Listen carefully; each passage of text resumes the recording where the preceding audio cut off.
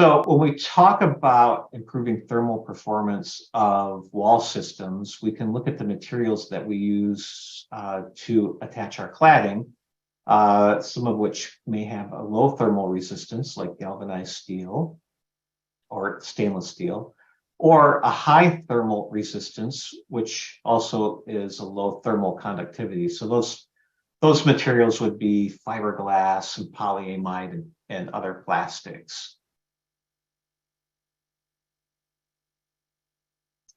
So when we look back at the timeline, we see that there's been a shift from using those highly thermally conductive materials like steel and moving more into lesser thermally conductive materials like polycarbonate and fiberglass, and in some cases thermally broken aluminum. And we can see here in this visualization, there's two different types of clip and rail systems in plan view.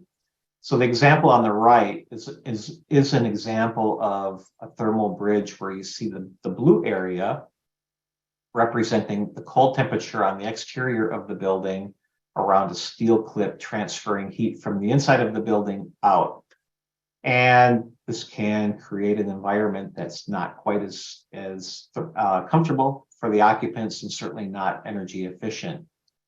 And then on the left, we see an example of a thermally isolated system where a more advanced cladding support system using a polyamide material, for example, that has a low thermal conductivity has successfully reduced the opportunity for heat loss.